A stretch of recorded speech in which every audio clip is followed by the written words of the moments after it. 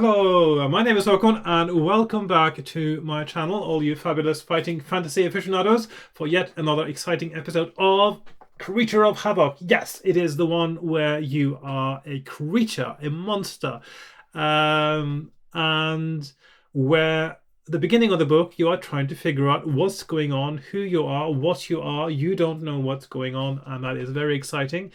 To start with, you don't even have free will. You have to roll dice for where you go, and then you achieve free will. At some point, presumably, you achieve language as well. And yeah, it's a very exciting, very different, and well-made book so far. So, the last few times I managed to die, two insta-deaths. So there might be lots of those around. I don't know. But I will be looking forward to trying to figure out this puzzle of a book today.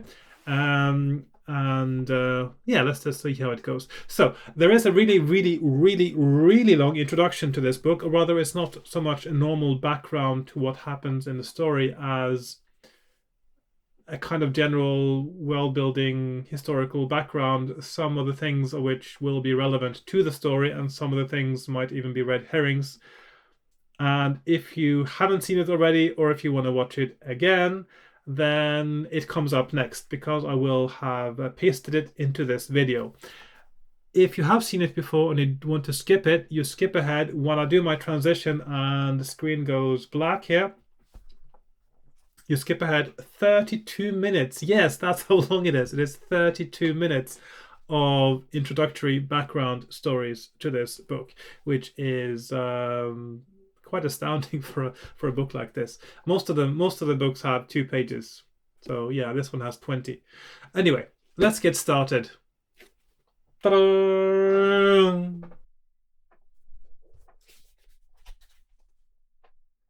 The Creature of Havoc adventure takes place in the region of Alancia where the dusty Windward Plain meets Trolltooth Pass. North of the pass, the forest of spiders and the Moonstone Hills hide dark secrets. This is the region that the necromancer Jaradan Mar considers his own. To the south, the town of Salamonis stands as the last vestige of civilization before the rolling hills become the mountainous reaches of Baltus Dyer's Cragen Heights. Westwards, the featureless Windward Plain leads the way towards Port Blacksand and the Western Ocean. The plain is a vital trade route between Eastern Alancia and both Western Alancia and the Old World. Wares are brought to the west by merchants' caravans, which are heavily guarded by hired warriors known as strong-arms, whose job is to see that the caravans pass safely across the flatlands, those treacherous wastes east of Trolltooth Pass. Once through the pass, the strong-arms leave the caravans at Chalice or Silverton and pick up another caravan making the return journey. Some prefer the peace and quiet of smaller villages like Coven and Drystone, but not even the most courageous strong-arm will stay near Dree, home of the witch women. Dree, village of the witch women. A dark village nestling in the fork of 2 rivers like a viper in its nest. Dree is a magnet for miscreants and black-hearted creatures. It came into being originally as the home of the exiled hag witch, Romina Dree, who had been banished from the town of Salamonis for her hideous magical experiments. Not content with the more acceptable forms of witchcraft, curses, foretelling the future, love potions, and herbal remedies, she turned her attentions to the essence of life itself. Romina Dree developed a fascination for what became known as Maranga, the transplanting of limbs and organs from one creature to another by magical means, and was obsessed by the desire to create a sort of hybrid super creature. Her magic was used on both men and beasts, and it left many mutant mixtures of each species suffering in the gutters of Salamonis. Her vile witchcraft was branded as an unholy insult to the sanctity of life. She was on the verge of displeasing the gods of Salamonis, thus she was banished from the town. She was taken in chains to a place far north of Salamonis and there released. This place was in the fork between the Diddlewater and Spider rivers, and there Romina Dree made her home and continued her experiments. Though exiled from Salamonis, she was not without her devotees, and many of her fellow hag witches from Salamonis made the pilgrimage to visit or even join Romina in Dree. As the growing village became known, and from other areas of Alancia, witch women joined the growing community where they could practice their black arts freely and learn more of the developing art of Maranga from Romina herself. Outsiders who sailed the Diddlewater and happened across the witch women's village were horrified at the sight they saw. Semi-creatures with dreadful deformities were left in the streets to suffer, indescribable monsters which by rights should never have seen life at all, but were now doomed to scratch a living in the gutters of Dree. This they did by murdering and feeding off other creatures whose mutations were such that they could not defend themselves or escape.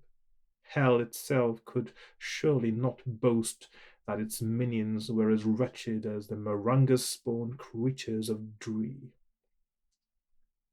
The witch women revelled in their creations. In their eyes, such suffering was inevitable, and they considered their creations no more than living vegetables, unworthy of pity.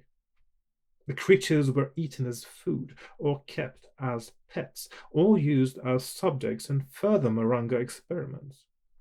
Later, the most hideous were sold to visiting merchants and traders as curiosities, and many are to be seen in the travelling circuses which tour Alancia. Dree's notoriety spread, and the greedy eyes of opportunistic traders turned towards the village. Trading in witchcraft was a time-consuming business, since witches tend to be hermit-like creatures, living alone in obscure places. If trade links could be established with Dree, how convenient it would be to buy potions, charms, curses, and enchanted objects from a single place. Or so merchants thought, but setting up trading links was not easy. All visitors to Dree who were not practicing witches were at first greeted warmly, but when the crafty witches felt their visitor had relaxed his guard, a simple potion was administered to enable him to be captured easily. This was how the witches acquired fresh subjects for their experiments. The first trader to venture into Dree and survive was Ganga of Mirewater. His enterprise was to be admired, and he made handsome profits from his trading. He was the first to realize that the only way to trade successfully was to enter Dree with goods the witches valued, but could not get elsewhere. He scoffed at his foreigners who took in exotic fruits, jewels, fine silks, and spices. Each one had finished up with a clawbeast's arm, a lizard man's face, or a mungee's brain, if he was allowed to live at all. Ganga took in not spices, but herbs, scullyweed, medusa grass, curseleaf, purity plant, and the like. He took in dried goblin livers, manticore stings, elf eyes, and pulped flesh grub juice. The witches became willing partners in his trading activities, and it was many years before other traders appeared with similar items of witchcraft and deprived him of his profitable monopoly. But by then Ganga had already made his fortune. The women of Dree. The witch women formed an insular community. They very rarely leave the village of Dree, and usually then only in spiritual form. However, Romina's younger sisters delighted in appearing to the world outside. These three, known as the Women of Dree, have become infamous around Trolltooth Pass for appearing to travelers and strong arms to warn them of something or send them on missions. Their unexpected appearance is terrifying and may lead an unwary traveler to distrust them. Certainly, they are known to have sent many an adventurer on a pointless mission merely in jest. But they do seem to have some sort of maternal instinct towards mankind, and they are probably feared more than they ought to be. There is no evidence of their actually causing harm to those whom they have chosen to meet, unlike their neighbors in Dree. The rest of the world would be happy to leave Dree alone, so long as the women kept to themselves, but one or two witches have been known to leave Dree and settle in the lands of men. Usually they establish themselves in harmless occupations as herbalists, like Betriana in the forest of Yor, fortune tellers like Rosina near Coven, or cooks like the sisters of Sheena in Baltus Dyer's citadel. But occasionally one of the witch women will leave Dree in search of mischief. This was the origin of the ill repute of the village. And more recently, with the strengthening of Jaradan Mar's power, Dree has earned the abject hatred of the peoples of Trolltooth Pass. Jaradan Mar, the necromancer. It was Romina's sisters who secretly raised the infant Jaradan. No one knows who fathered the child, but the most likely candidate is one of the numerous hell demons conjured up by the witch women during their black masses. Some, however, prefer to believe that the necromancer is merely a product of another of the Maranga experiments. Being the only man-child in a village of witch-women, the sisters removed him from the village and raised him somewhere in the Moonstone Hills. When he was old enough, Jaradan was sent east into the flatlands to be educated. He had already shown skill in simple sorcery, and the witches wished him to study the magic arts under a teacher of great repute. This man was Volgera Darkstorm, and the young Jaradan was accepted as his pupil, along with two others, Baltus Dyer and Zagor. The three of them studied hard and perfected the black arts with a skill which Darkstorm had never seen in any of his previous pupils. The three became both friends and rivals, each respecting the other's skills, but each striving to prove that his were the greatest. It was during his studies that Jaradan changed his name. Jaradan Dree, as he was called, was a name that embarrassed him. Dree was the village of witches, and the name was a constant reminder of the primitive magic with its simple herbalism and curses. The only interest Jaradan had in his home was the witch's fascination with Maranga, a subject that obsessed him.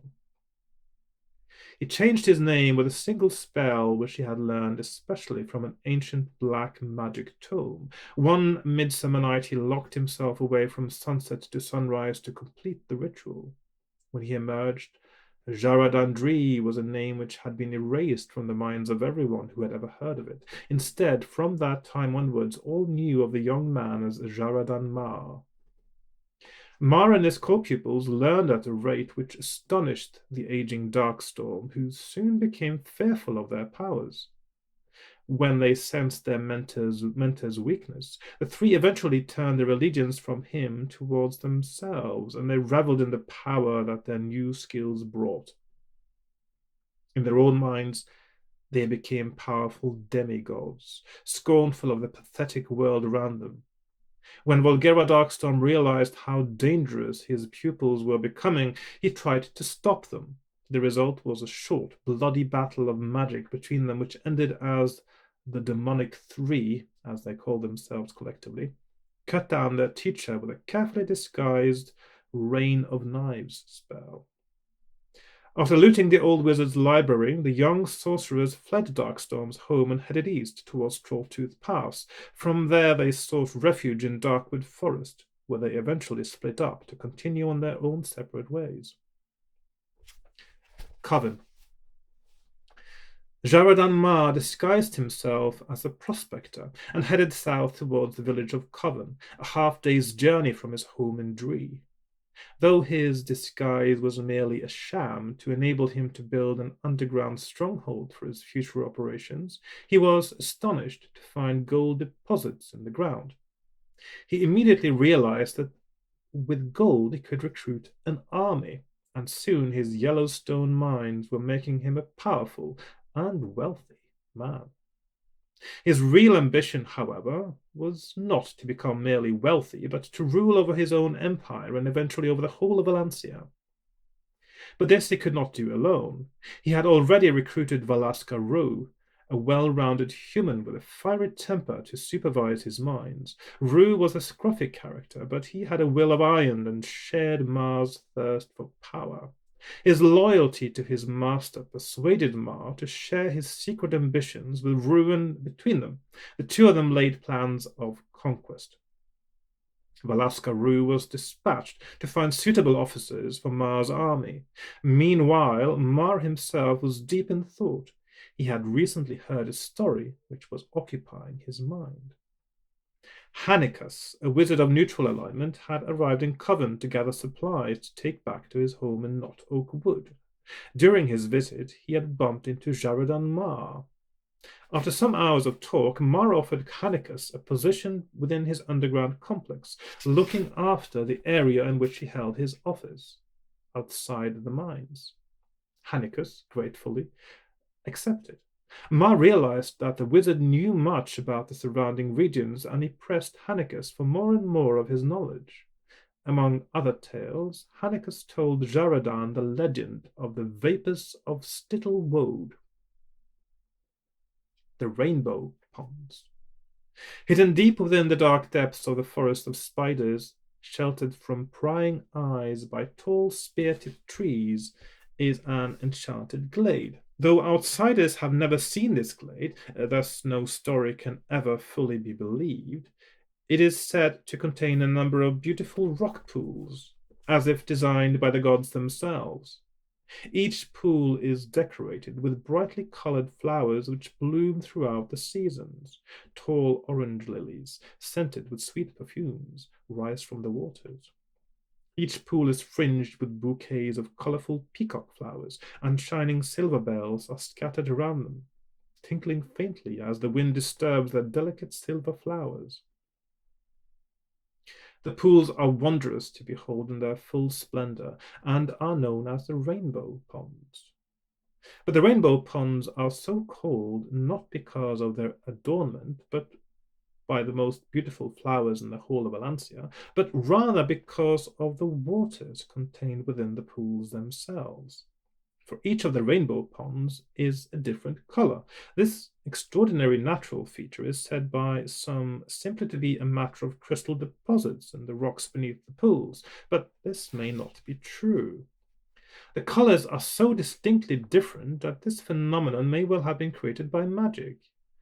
Elvins would delight in conjuring up these gardens of color, but elvins are not to be found in the area. Most likely this is the magic of the elves.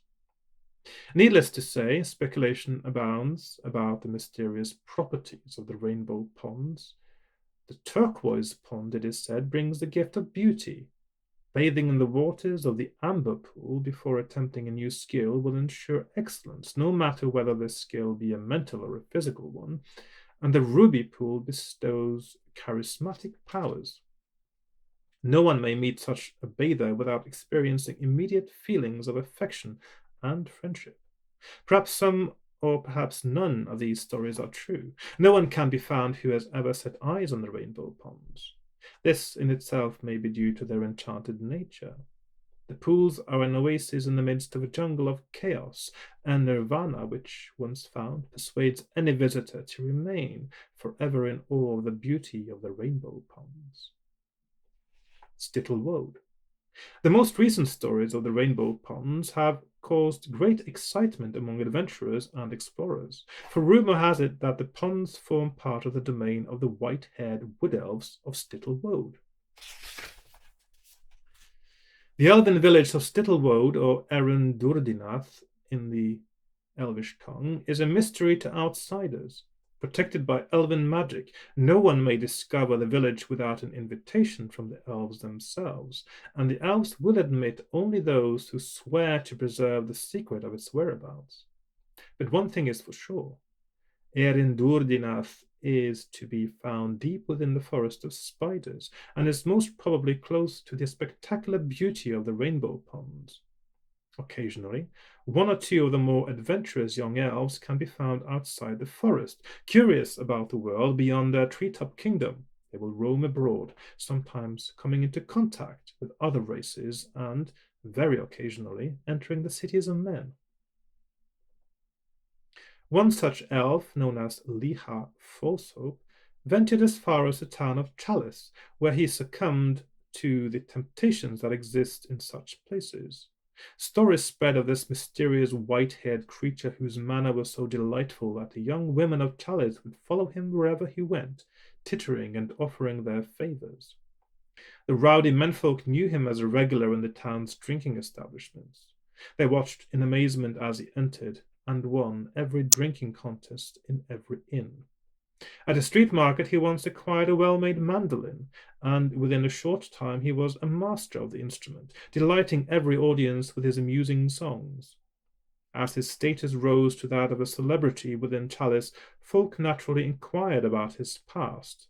At first he managed to remain true to his vow of silence, but this only caused rumors to circulate, not all of which were complimentary to Falsehope.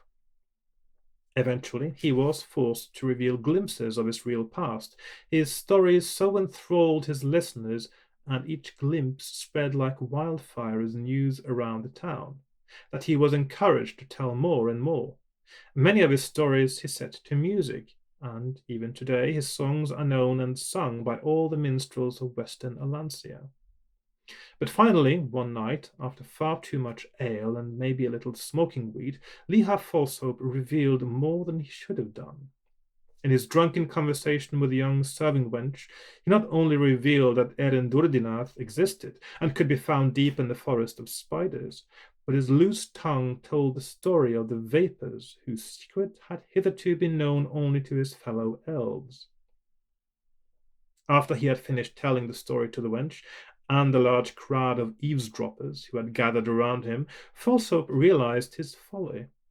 Desperately he tried to cover up his words, but this merely prompted more and more questions from the crowd. The question most asked was, "And what was the name of this village of yours?" For men find elven names difficult to pronounce. Falsehope searched quickly for a name that would throw them off the track, and from somewhere deep in his memory the name Stittlewode appeared. Stittlewode is in fact a particular type of dye used by elves to color their clothes. The young elf was devastated when the effects of the ale wore off and he realized what he had done. The secrets of generations of widows had been revealed to all and sundry in a common inn. He left the town of Chalice and returned to his home in the forest of spiders, where he lived the rest of his days in disgrace. Until the day he died, he and his family were social outcasts in Erendordina. Even today, the family of Erulia Falsehope, Liha's great-grandson, must bear the shame, which cannot be forgotten, of revealing the existence of what became known as the Vapors of Stittlewode. The Vapors of Stittlewode. High in the treetops of the forest, the elves are protected from harm. This is partly due to their magical abilities and their keen eyesight, which is able to spot a likely intruder well in advance of their arrival. But partly this is a protection bestowed on them as a special favor by the gods.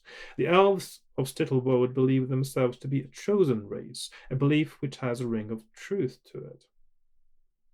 After their creation, the gods were astonished at the natural grace and beauty of the white-haired elves they had brought to life. The early priests of Stittlewode were offered a bargain by their creators. The gods promised to watch over the elves and provide a good deal more protection than they afforded their other creations. In return, each generation of elves undertook to choose an elf maiden to be groomed as eventual queen to rule over Erendordina. Each future queen must be the most perfect child in the village, a maiden of stunning beauty, charming wit, and faultless grace. And on her 18th birthday, she had to undergo a celebratory ritual in which she would eventually commune with the gods. This communion represented the greatest honor which could be bestowed on each generation, and the longer this communion lasted, the more pleased the gods were. During the communion, great powers of wisdom and leadership were bestowed on the princess. Afterwards, she would be recognized as Queen of Erendordina. Within 4 seasons of her accession to the throne, the queen would always give birth. Such a birth was a religious affair, during which the queen was attended only by her priests. When the queen left her priests after her birth, she left alone. Only the priests and a handful of trusted villagers knew what actually happened after birth, but all knew the result. No normal child was born to the queen. Instead, the gods gifted the queen with a benevolent spirit, a vapor, with a special power. Whichever god had been present at the elf princess's communion gave her vapor his special power, which was to be used wisely by her as queen. The vapor's birth ritual was unknown to all but the queen herself and her priests. But after birth, the vapor, safely stored in a glass flask, remained with the priests. The queen is able to call on her vapor only once during her reign, and even then only on one night of the year, known as the celestial equinox, when her god's constellation takes a certain position in relation to the other heavenly bodies. Thugraf and Daramuz. This was the tale that Jaradan Mar heard from the wizard Hanicus. He pressed for more information and was told that the present elf queen, Ethiles, was reputed to have given birth to 3 vapors. Ethiles was an exceptionally beautiful maiden, so during her divine communion she had been visited by 3 of the elven gods. Euthulial, the god of languages, Ititia, god of reason, and Aliarian, the god of elf magic. It was the last name that seized Jaradan's attention, for as powerful as his magic was, that of the elves was equally powerful. If he were to acquire the knowledge of elven magic as well, he would be invincible. Jaradan's sharp mind was well aware of the possibilities, and he thought deeply on the wizard's words.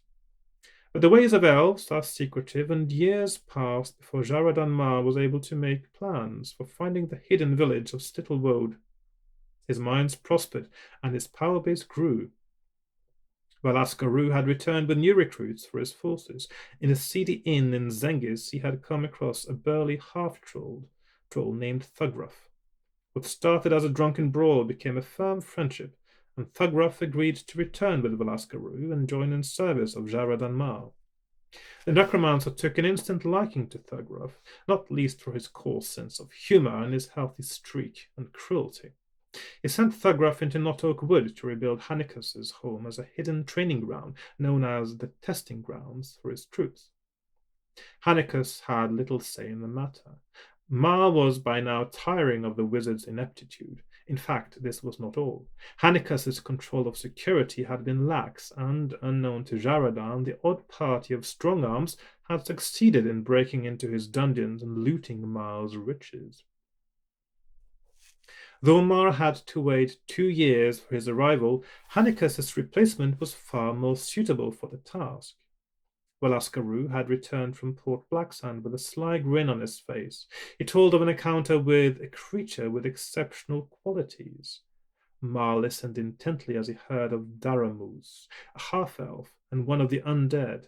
According to Rue, he was a ruthless creature who was totally without remorse and took pride in torture and torment. As an officer in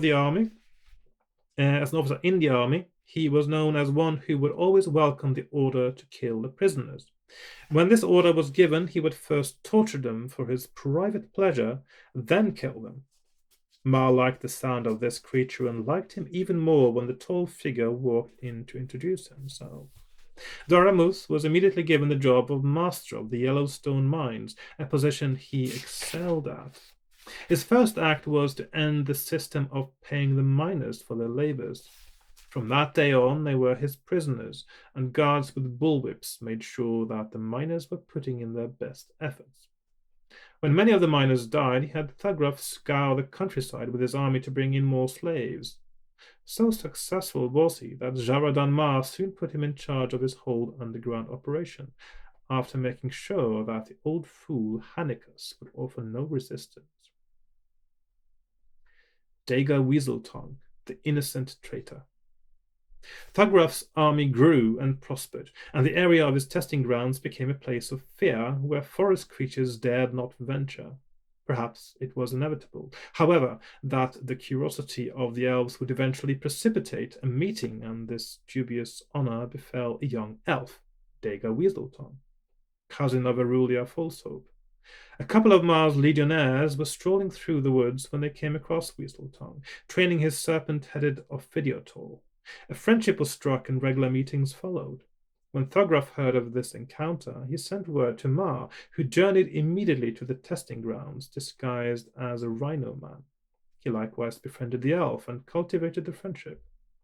When he felt he had the white-haired elf's trust, Mar skillfully manipulated Weaseltongue, under a controlled creature spell, into stealing the vapors from his own royal priests. The vapors were stored in his dungeons until he could research their secrets. Of course, nothing could be learned about the vapors, as nothing was known of them outside Stittle Woad. Thus, Jaradan Mar resolved to locate the elven village. The Galley Keep. Mar knew that the village would never be found simply by using his legionnaires to search the forest of spiders. Elf magic would ensure that it remained invisible to outsiders. However, reports were reaching him of another possibility. From the east, a great ship had been sighted. Its pure white sails billowed deeply to catch the winds. Its strong wooden hull would be almost impossible to hold, and its size was formidable. It would easily hold 1,000 troops. All who had set eyes on the ship believed it to be of divine origin, for it traveled not through the water, but through the air. Folk referred to it as the Galley Keep, but none knew from where it came. This seeded an idea in Jaradan Mar's mind. He must capture this ship. Not only would it be a symbolic throne worthy of a ruler of his stature, but it may even help him to find Stittle Woad. Perhaps he would never find the elven village from the ground, but it may well be unprotected from the air. Quickly he recalled Valaskaru, and the two of them set off for the testing grounds to discuss the plans to capture the Galley Keep with Thograf. The success of their plan was a tribute to their military skills. The Galley Keep fell after a short but bloody ambush in the sky by Mar's trained Tuki troops, and he was delighted with his new vessel. Within days he had set up his headquarters in the ship. So this is now his home, and he has begun his search over the forest of spiders for the village of Stittle Woad. Those in the know are terrified at the thought of his success. Should he find Stittle Woad and the secret of the vapors, then his mastery of sorcery will be invincible. It is because of this fear that interested parties throughout Western Alancia have made plans to prevent him succeeding in his quest. Parties of brave adventurers from Chalice, Silverton, and Stonebridge have been sent on missions to capture the vapors and return them to the elves. But since no one has ever seen the vapors, none of the parties know what they are looking for.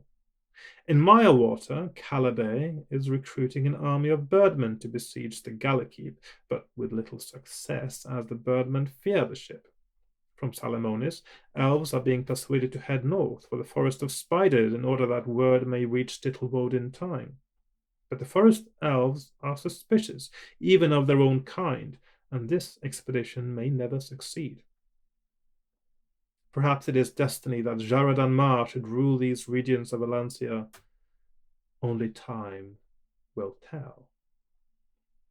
This is the background to Creature of Havoc. Much what you have read will be of little help to you, and some of the information may even lead you astray. As you will find when you start your adventure, you have only the faintest awareness of your surroundings, and your actions will be ruled by instincts, the instincts of the creature you are. But gradually you will develop more control over your destiny. As the adventure progresses, you will be asking yourself the questions that all must ask in life. Who am I? Where do I come from? Why am I here? The answers you find to these questions will depend on which paths you choose as the Creature of Havoc.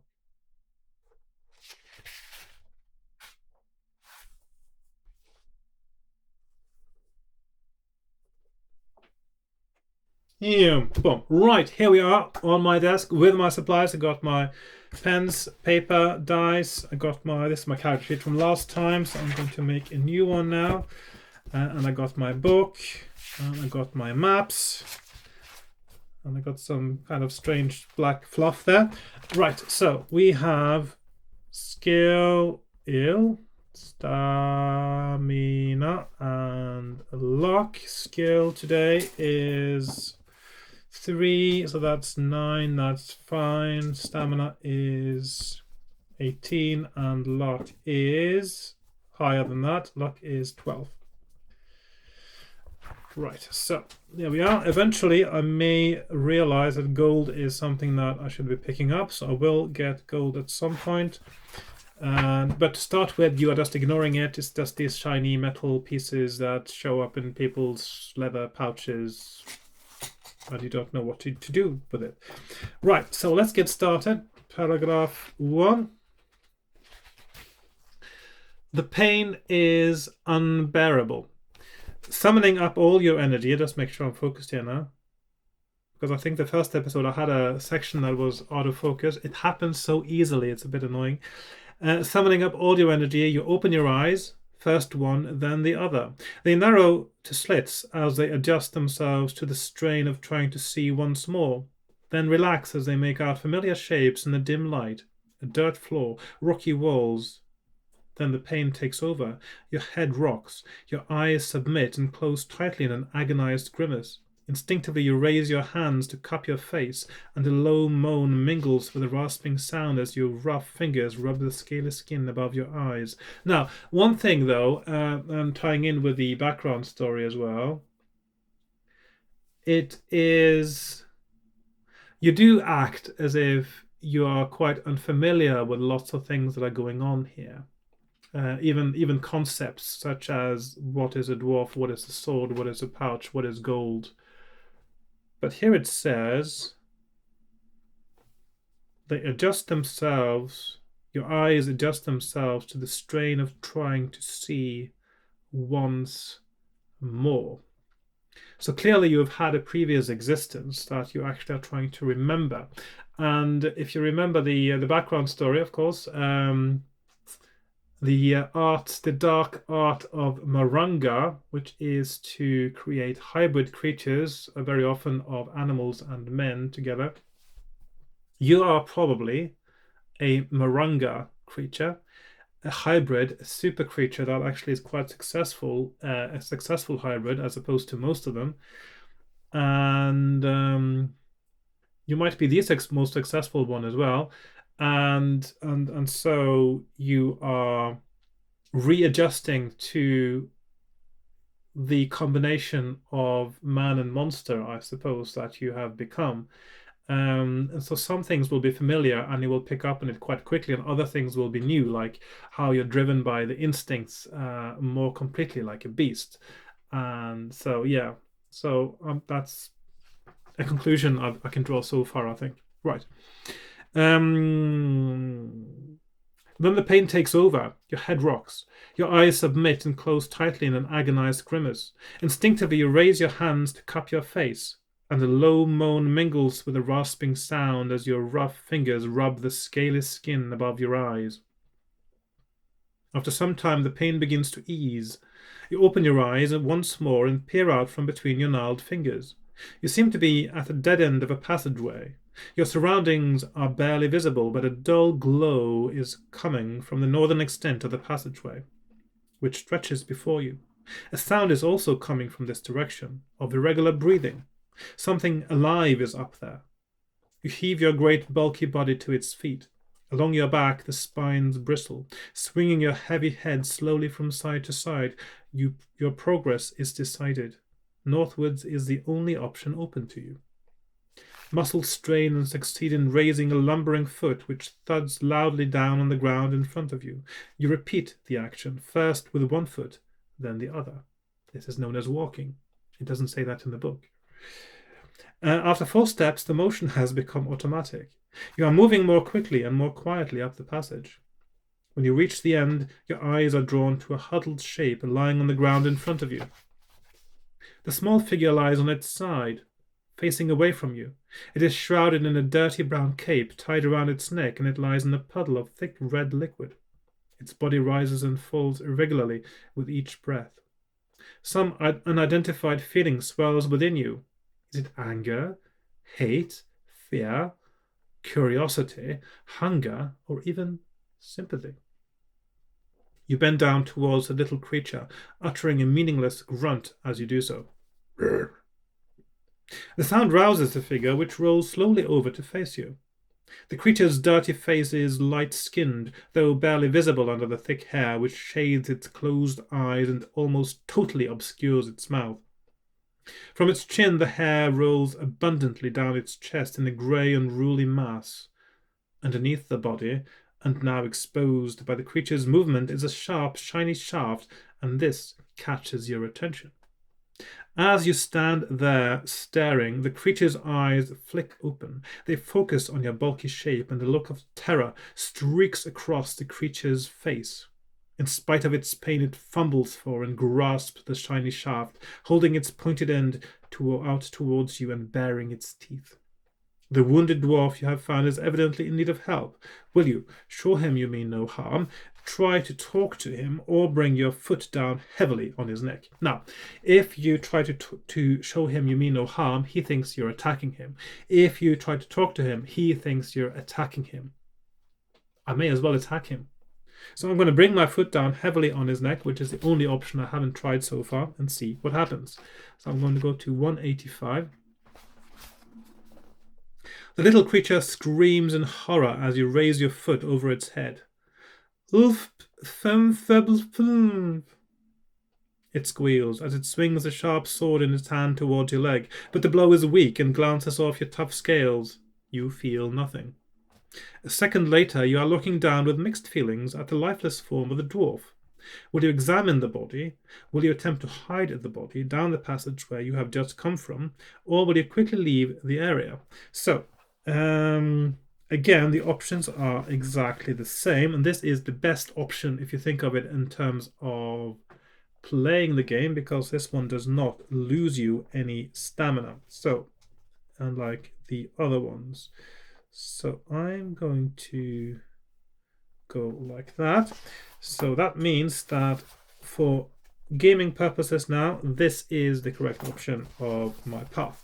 Because the thing is, once I've established all the possibilities of the beginning now, which I think are...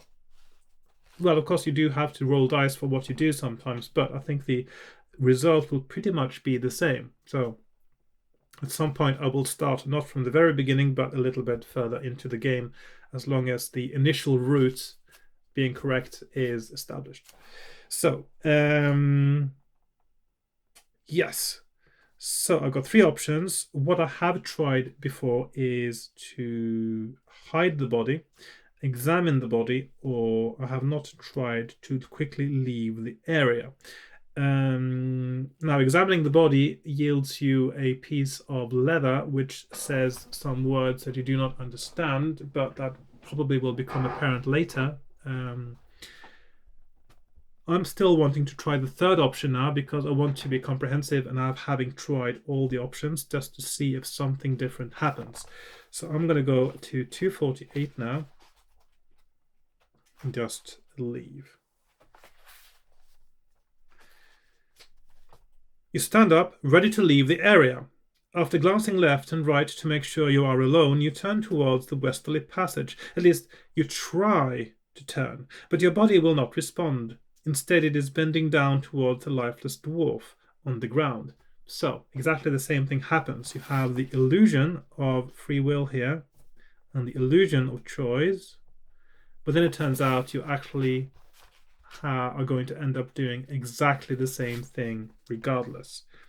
So it doesn't matter which one of these options you choose, you will always end up examining the body. So that is the correct option. 399. Your hands relax and the sharp claws retract into your fingers. You clumsily fumble through the dwarf's dirty vestments. Your fingers will not fit into the pockets, but you do succeed in snapping the thongs of a large leather pouch which the creature has around its waist. As the ties break, the pouch spills its contents on the ground in front of you. It contains several circular pieces of shiny metal and a piece of hide which unfolds as it drops out of the pouch. It is light in color and has markings all over one side. You pick it up awkwardly and look at it, but it makes no sense at all. You become quite fascinated by this piece of leather. You turn it round, rub it with your hands, and throw it in the air. You place it on your arm and on your head. You decide to take the leather with you. And these kinds of things, that sort of turning it around, rubbing it with your hands, throwing it in the air and putting it on your arm and on your head, are things that sometimes apes will do with things they don't know that are given them. So it's a kind of behavior that is quite common with creatures that have a relatively high sense of cognition, but not quite on a human level. And of course, dolphins, they play around with stuff as well. Well, of course, they have a differently dexterous, I suppose. Of course, they can manipulate objects a lot less efficiently than an ape could. But yeah.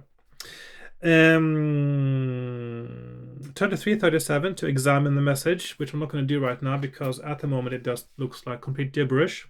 So I'm going to have a look at it again if I encounter something that means that I will acquire some kind of information or means of deciphering what it actually means.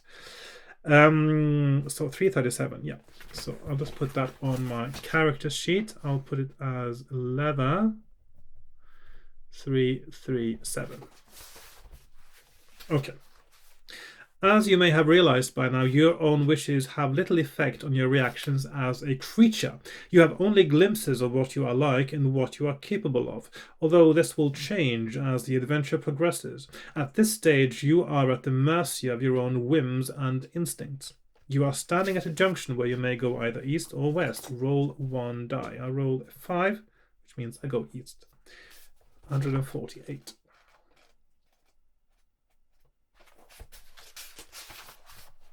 You decide to follow the passage east. To your right, your first steps are slow. Follow this passage east to your right. Your first steps are slow as you take in the encounter with a dwarf. After a few paces, the corridor turns north. You approach a stout wooden door and must make a decision. Will you smash the door from its hinges and continue, or will you give up on this route and return to the dwarf's corpse? Roll one die. 6. Turn to 72. With one hand, you swat the door. The force is great and your fist succeeds in cracking the wood. But the door does not open and your anger rises. A sound stirs within the room. You listen carefully and can hear heavy breathing coming from within, mixed with a shuffling sound, as if something were slowly moving around. A growl, deep and low, comes from your throat. Will you risk facing whatever is beyond the door, or will you try the safer route back past the dwarf? Roll one die. I roll a 6 again, so that means I'm going to go in there and attack the claw beast, which is inside. Fury builds up within you. You step back and with a loud roar you charge into the door. The hinges crack and are ripped off as the door crashes inwards. There is no furniture or decoration in the cave that greets your eyes. There is a seat carved out of the stone, but the room is clearly the dwelling of a captive or slave. Your eyes then switch to the room's inhabitant, and your reaction is swift. The huge claw beast, whose peace you have disturbed, slashes at you with its deadly talons. You lurch back and avoid the creature's onslaught, but this attack serves only to fuel your rage. Your own sharp claws slide out, and you turn to the claw beast. Resolve this combat.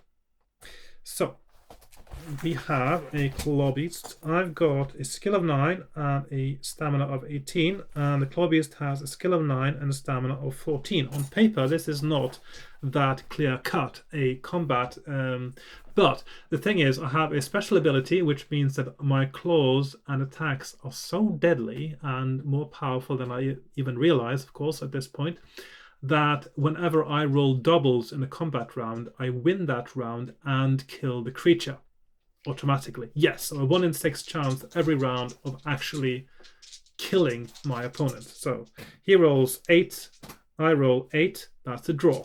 He rolls 7, I roll 8, so I get first blood. He rolls 6, I roll 8. He rolls 8, I roll 11. He rolls 6, I roll 4. So I'm down to 16. He rolls 8. I roll 8. A lot of 8s. He rolls 6. I roll 6. He rolls 10. I roll 8. He rolls 3. I roll 10. As he doubles, and he is then dead. There we go. If you defeat the creature, turn to 389.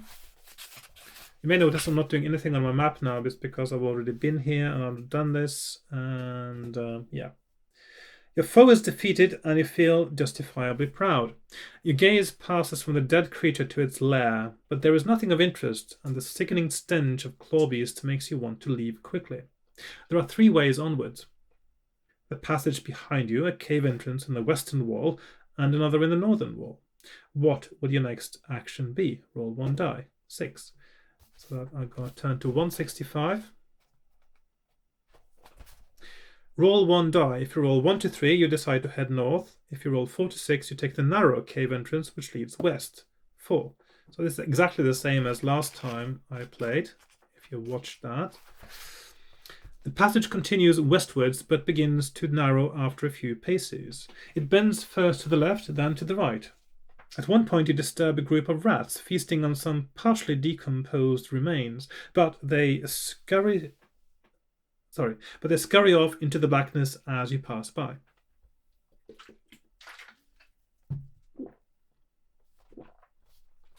Suddenly, sounds in the distance alert you and you stop. Ahead there is a sharp bend to the south, and flickering light and dancing shadows warn you of danger. For a few moments you hesitate, but your emotions take over. A raging storm seems to be gathering within.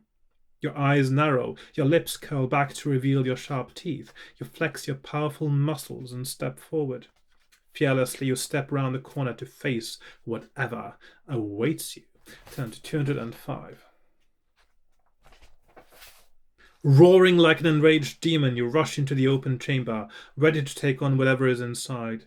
Terrified shrieks come from the small party of adventurers huddling round a makeshift campfire in the center of the area. 3 figures are warming themselves by the fire. One wears shiny clothes that clink as he moves. Another is dressed in red and also grows long dark hair from his chin. The third is a tiny creature with polished hide on his chest. He has no hair on his chin, but has plenty on his feet, which he has been holding up to warm at the fire. Your eyes fix on the smallest of the 3. Your breathing gets heavier, and a feeling of pure hatred grips you. Without hesitating, you stomp across and grab the miserable hobbit with your claws. The other 2 are caught off balance and are slow to react. Now, if you were a creature acting completely on instincts, the feeling you would feel would not be hatred. You would just want to kill. It's not the same thing.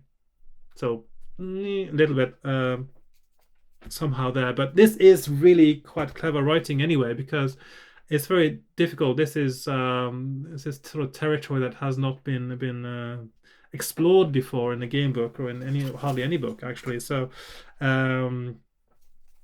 I suppose Steve Jackson can be forgiven for assigning emotions that this creature would not have yet at this point of the game.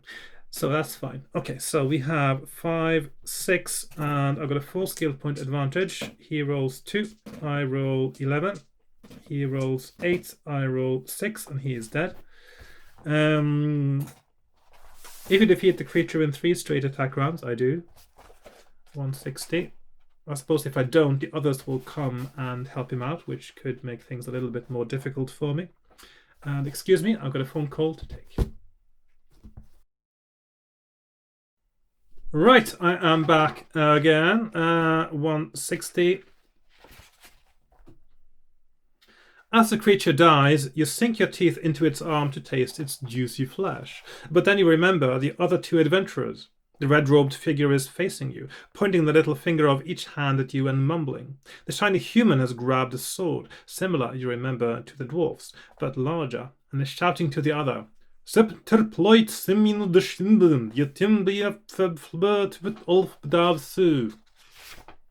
both You cannot fight both at once. Which will you direct your attention to? Test your luck. And we roll 8, which means we are lucky. And luck goes down to 11. And 2, 9, 2. Your reaction is immediate. The red-robed human is deep in thought and looks an easy target. You step forward and swipe viciously at him with your claws. He screams and falls to the ground, clutching at his face. You look down at the undefended wretch and prepare to deliver the death blow, but at that moment you feel a terrible sting in your back, which causes you to bellow and swing round. The remaining adventurer has lunged at you with his sword and succeeded in piercing the scales and flesh on your back. You must lose 2 stamina points, which means we're down to 12. And then you can face the knight in plate armor. So then we have, he is 8, 9. So I've got 1 skill point advantage. My stamina is 12, so I don't have a huge advantage there, but my insta-death ability might help again. So he rolls a 4, I roll a 6. He rolls 4, I roll doubles. He is dead. Okay. If you defeat the human, turn to 438. Oh, hang on. Did I misread that? I must have seriously misread that. 446, isn't it? Just double check now. Okay. That's it. 292. 446, yeah. The other one definitely didn't fit. And you may notice there is more than 400 paragraphs in this one. You deliver the death blow and the knight drops to the ground. With the danger now over, your thoughts turn to food. The smell of the still warm hobbit reaches your nostrils and your mouth begins to water. You snatch the creature in one hand and eagerly sink your teeth into its sweet flesh, but this will merely provide a snack for you. Inside his armor, the knight is an impossible meal, but the red-robed wizard groaning on the floor may be a new taste for you to savor. You silence his miserable whimpers with a single deadly slash from your claws. For the tasty meal, you may restore your stamina to its initial level, so back to 18. After you have eaten, you rummage through the adventurer's belongings. Their packs have little to interest you. The hobbit carried a miniature sword, and you find a rolled-up piece of thin parchment in the wizard's robe. All 3 humans carried odd-shaped lumps of a doughy substance, perhaps food, although it smells of nothing to you. They all also have small hide pouches containing round, flat objects of shiny metal. You cannot think what these may be for, so you toss them aside. You must now continue your journey.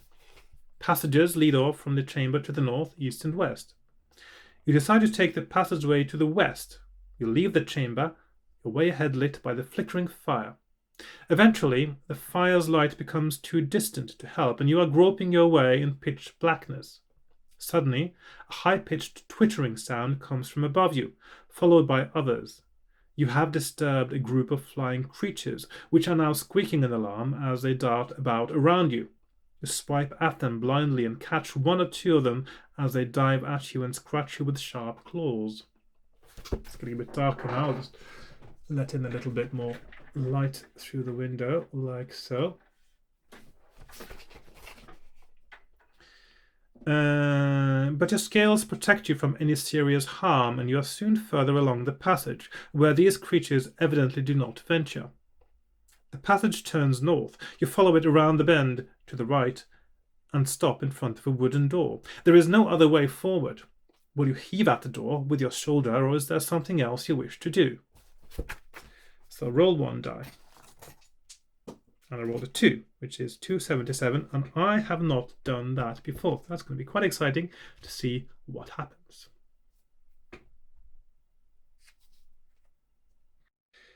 $277.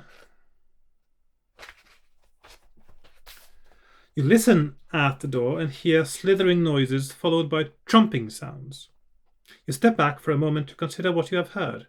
You decide to turn back in the direction you have just come from. As you feel your way slowly along the pitch-black passage, you are again startled by the high-pitched twittering noise that you remember from your last encounter with the small flying creatures.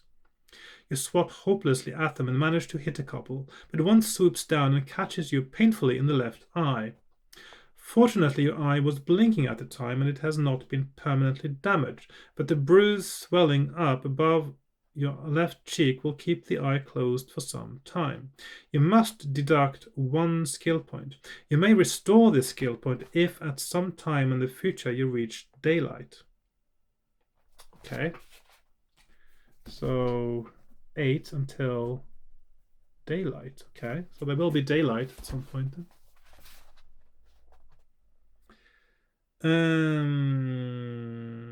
The attacks from the flying creatures continue, and you decide to abandon this route and make your way back to the door.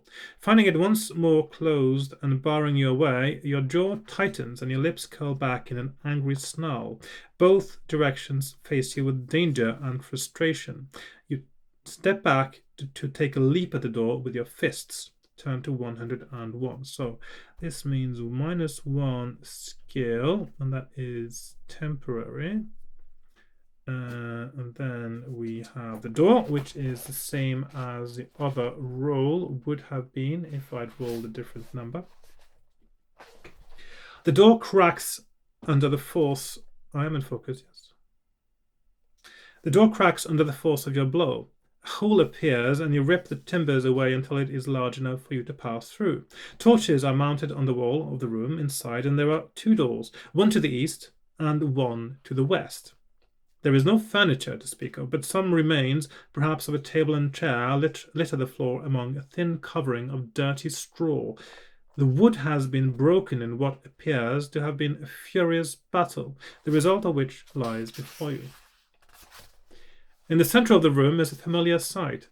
Casting your mind back to the battle you have just won, you recognize the figure of an armored knight lying face down in the straw. His face is hidden under an elegant helmet, decorated with wings coming from above each ear. A dark-bladed sword has entered his body through a gap in his armor, between his arm and shoulder. Lying next to the knight are 3 other figures. One is similar in stature, but wears a tough leather tunic and helmet. A bloody stain around his belly indicates how this adventurer came to grief. The other 2 figures are not so familiar. They are shorter than the others, and are dressed in armor of scaly brown hide. They have gnarled, pug-nosed faces with vicious teeth set in their lower jaws.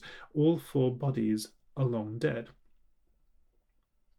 You step forward to get a better look. Suddenly you hear a chomping sound coming from somewhere in the room. In fact, several places. But you cannot see anything which might make such a noise. Your eyes pass over the adventurer in leather armor and you suddenly freeze. While you are watching, a chunk of flesh disappears from his thigh. You watch incredulously for a few moments more. Not only does more flesh disappear from the adventurer's leg, but you also notice the body of one of the pug-nosed creatures twitch as its forearm suddenly loses a fleshy lump. This scene is worrying, and you must decide what to do next. Roll 1 die. 6. So I head quickly for the door to the east. 1, 6, 8. You make your way cautiously towards the door, horrified by the sight of the bodies slowly disappearing. And there the sun comes back. That's better.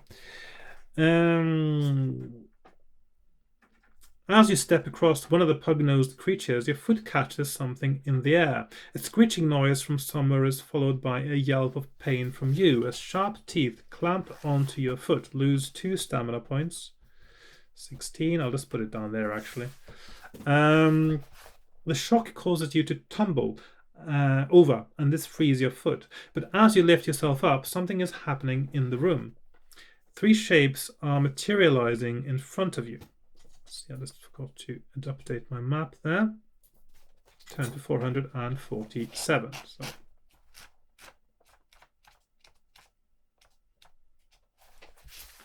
Your eyes widen as 3 scrawny creatures form before you.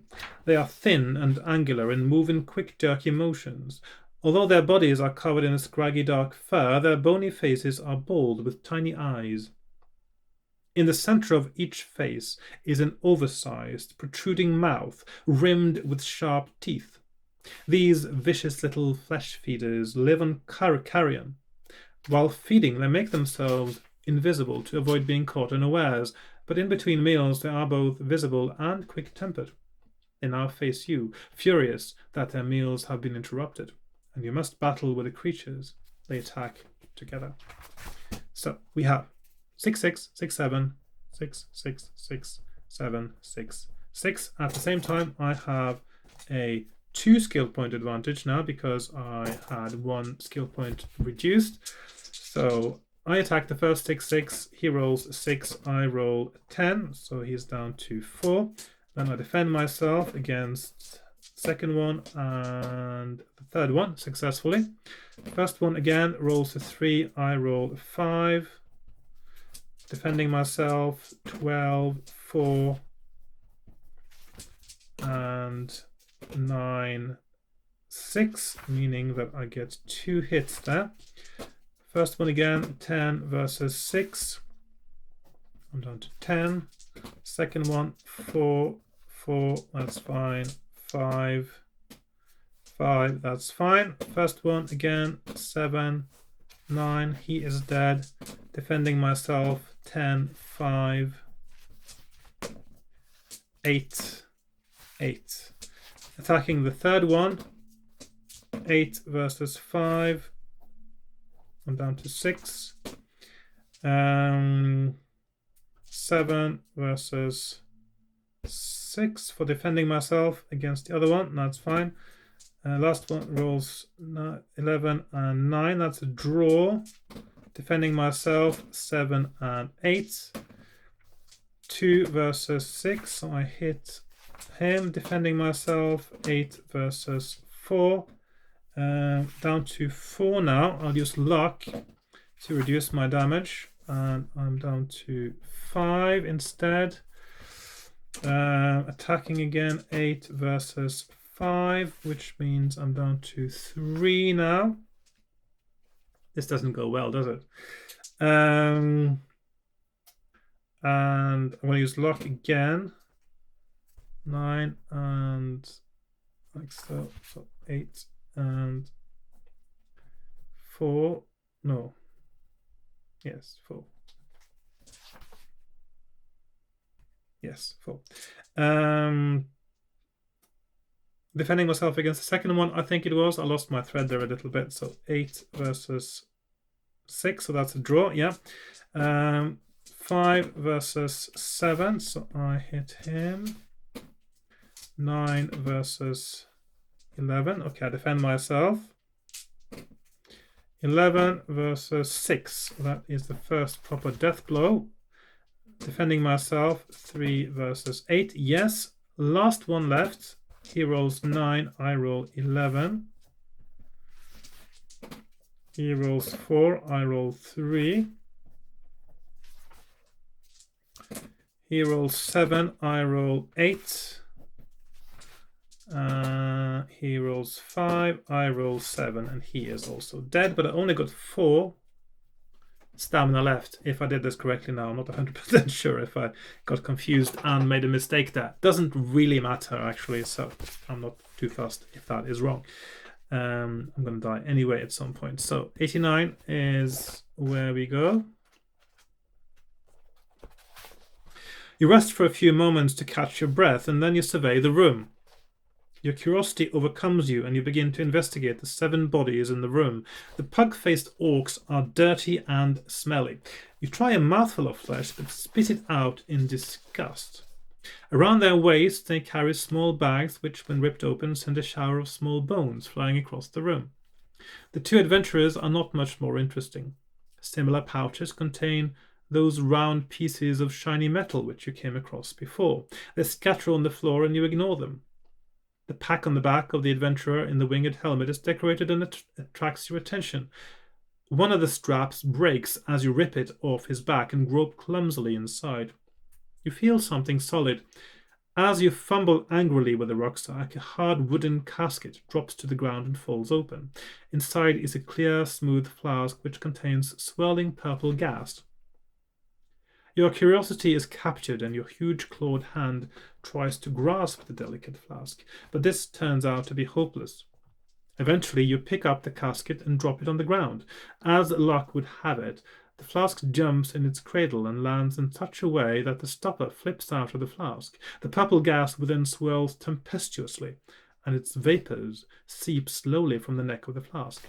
382. The gas drifts from the flask, but rather than spreading out, it pulls itself together into a purple cloud and billows up before you. You watch open-mouthed as a shape begins to form in the cloud and eventually turns into a face, which stares deep into your eyes. The face is human-like, but thin and with jagged features. The pupils of its eyes are not round, but are instead serpent-like. Its thin-lipped mouth opens and speaks.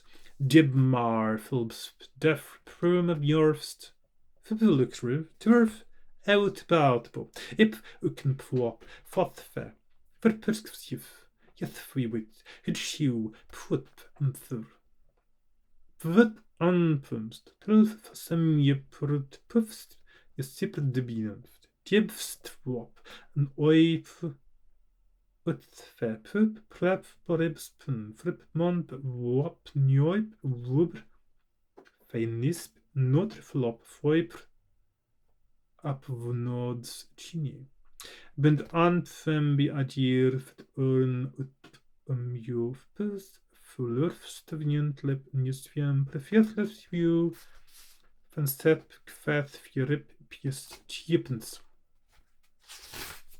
Your anger mounts and you swipe at the cloud, but your hand passes right through the gas without even disturbing it. The mysterious face blinks slowly, and the color of the cloud flashes momentarily from purple to white, and back to purple again. Then the face disappears, and the cloud is sucked down back into its flask. Once safely inside the flask, the stopper replaces itself in the neck, and the bottle settles into its cradle in the wooden casket. An instant later, the casket and its contents have faded to nothing. You decide you have had enough for this room, but you may add 2 luck points, so back up to 10, for your find. Will you leave through the door to the west or the door to the east? So this is, of course, the flask that gives you free will, because this is one of the 3 vapors. This is the vapor of the god of reason from the introduction. So that's why you get free will. And I can choose to go east or west. I know that going east will give me some opportunity for...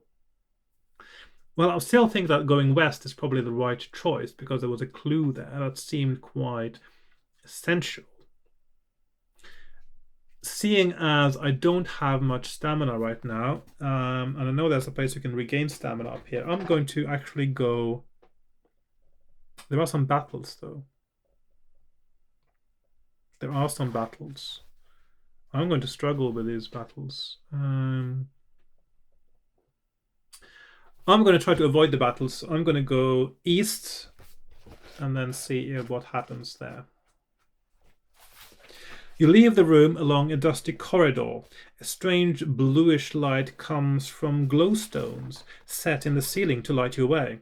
With every step you take, a glowstone ahead of you lights up and one behind you fades to darkness. It is almost as if your progress were being monitored by some unseen entity. That might actually still be true, though. As you wait for your eyes to adjust to the light, you pause to consider the strange events in the previous room. You retract your claws and rub your rough, scaly belly thoughtfully. You can make no sense of what has happened. Eventually you set off once more, and after a few paces you come to a junction. A passageway runs off to the north. You may take this, or you may continue in an easterly direction. So if I go east, I know that I can bump into some hobbits and get some stamina and luck and... Oh, hang on. That's true, you actually get initial stamina, don't you? But I only have 4 left. I'm going to do that. Go the same way as last time. And if I manage to defeat the hobbits, my stamina will be back. My luck will be almost back to initial. Although it is possible that there is no way to actually survive moving onwards. I'll find out. So I'm going to go east 390.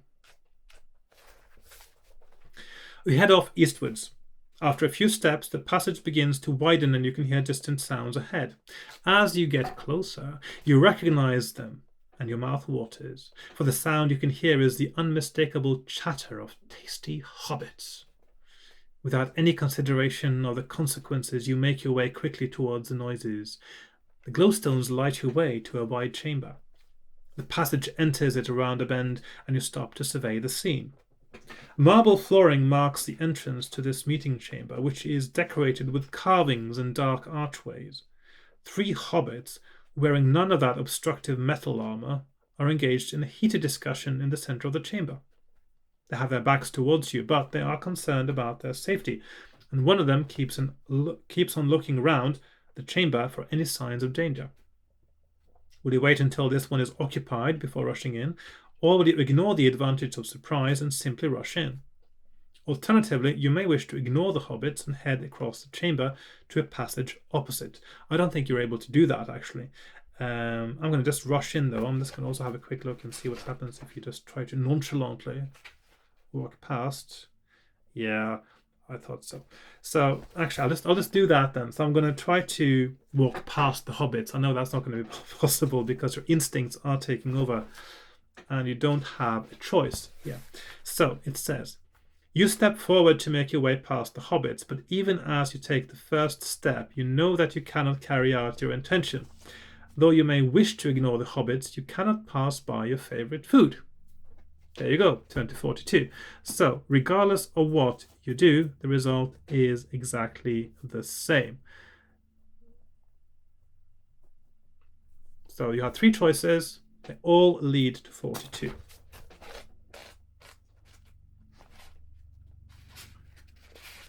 So here we have, the excitement is too much. Your blood boils with the fire of battle and the promise of feasting on the juicy bodies of the 3 hobbits. You cannot control yourself and you launch yourself into the chamber, claws poised to strike. As you rush towards them, the hobbits shriek in terror and draw their short swords to defend themselves.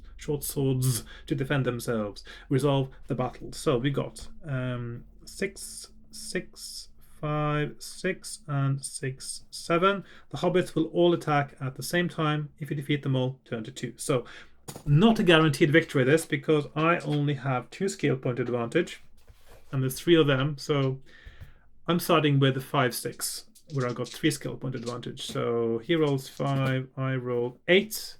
So he's down to 4. Then I'm defending myself against the ones with 2 better skill. 9, 10, yeah, and 9, 9. That's good so far. Next round, 9, 7. So that is a hit. 4, 8, and 5, 5. Defending myself successfully again. 4, 8, that means the first one is dead. Actually, it was a double, so he is dead. Definitely dead. Defending myself, 11 and 4, not so much. I want to use luck. And so I've got 3 stamina left. And 11 and 5, which means that I get hit twice. And now I've only got 1 hit point left, which means I'm going to use another point of luck. And I failed, which means that I'm dead. I take an extra point of damage and I am dead. Okay, that's a bit bad, isn't it? Getting killed by your food. That's embarrassing. Okay. Right, so that is yeah, let's do transition now. So right, that was Creature of Havoc again. Difficult book again. Killed by hobbits. Oh well. it's like getting killed by livestock, isn't it? So you go and you get killed by the sheep.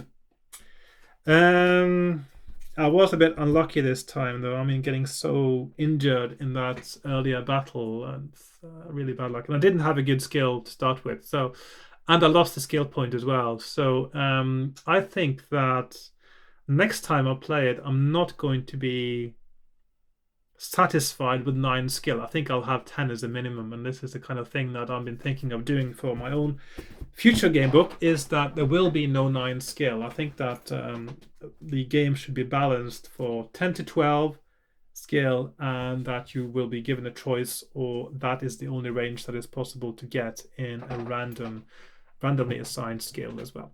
So what else can I say about this now? I'm really looking forward to next time again. At some point now, I will try to sort of skip through the beginning much faster, because there aren't that many options here now.